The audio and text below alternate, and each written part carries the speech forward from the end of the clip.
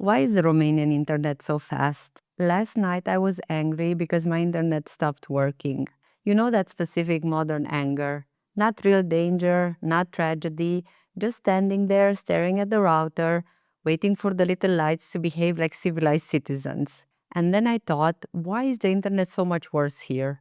Because in Romania, the internet feels like it was raised differently. It works, it flies. You click something and it opens before you even finish complaining. So I started wondering, why is Romanian internet so fast? And the answer is weirdly Romanian. It wasn't because the country had some perfect master plan. It was almost the opposite. In the 1990s, Romania didn't have strong modern telecom infrastructure.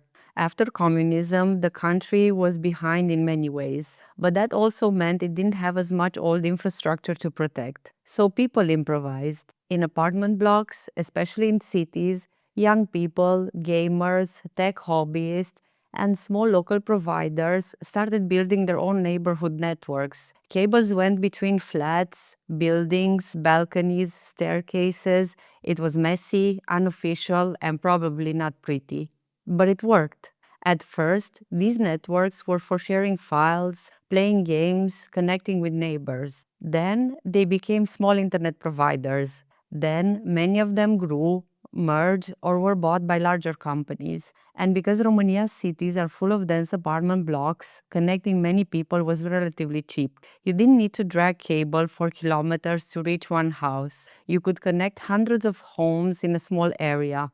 Then came fibre, and Romania could jump forward fast. While some richer countries were still dealing with old copper networks, old contracts, old monopolies, and slow upgrade, Romania had this chaotic base of local networks ready to modernize. So yes, part of Romania's fast internet story came from not having much to begin with. No polished system, no perfect infrastructure, just people pulling cables between buildings because they wanted connection, games, speed, and access. And somehow, from that chaos, Romania built one of Europe's strongest fixed broadband cultures. That's the part I love, because sometimes being behind means you can skip the old mistakes. You don't have to protect the outdated system. You can jump straight to something better. So, next time my internet fails here and I start emotionally comparing it to Romania, maybe I'll remember that Romanian internet wasn't born out of luxury.